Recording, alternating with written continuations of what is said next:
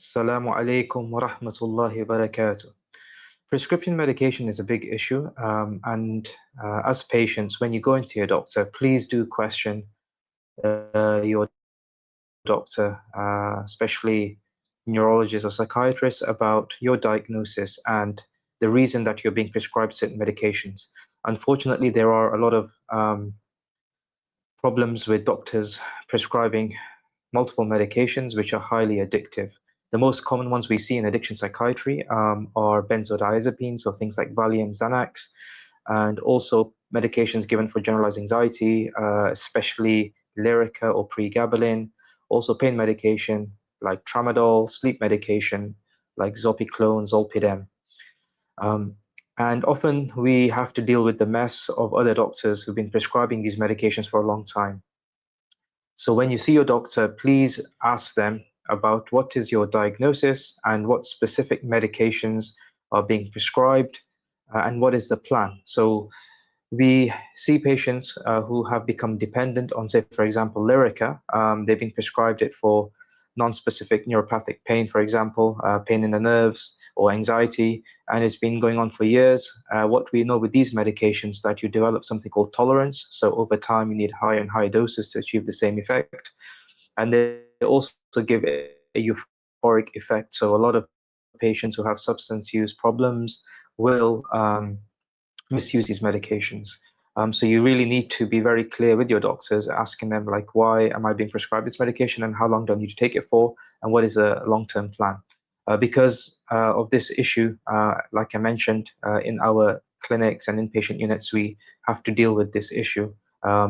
For example, I've seen patients who've been on Valium or Xanax for 7, 8, 9 years, and this is very problematic.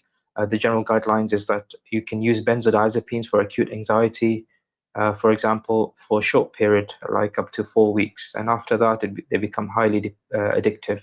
So you need to be very clear why you're being given medication.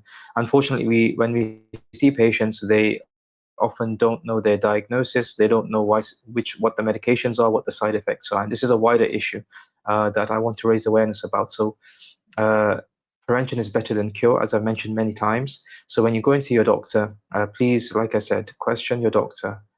Get specifically what is the diagnosis and what is the medication and how long you need to take it for. Generally speaking, in the Gulf countries or Muslim countries, there is this paternalistic kind of power dynamic where the patient is very subservient to the doctor, and often doctors don't like to be questioned, which is the wrong approach. So in especially, for example, the UK, there has been a shift towards equalizing this power dynamic where the patients and the doctors collaboratively make decisions around their treatment, which is a good thing. So patients often know about diagnostic criteria, like, for example, the DSM or the ICD. They know about medications. They question the doctors why they need to have specific medications. They know about the side effects. And this is a very good thing. I appreciate that when I have been working in England. But in the Gulf countries, patients are often shy to ask, and often the doctors also don't want to be questioned. This may be because they have an ego issue or they may be incompetent as well. So specifically with psychotropic medications used for mental illness, neurological conditions,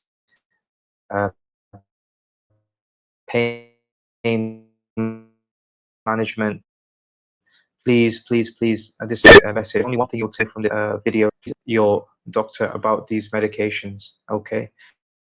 And then also, if you feel that you become dependent on it, ask for a tapering down plan.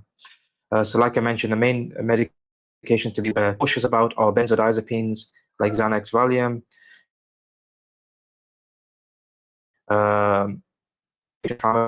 codeine, and stronger. Until next time, this is your brother, Dr. Abu Isa. Assalamu alaikum wa rahmatullahi wa barakatuh.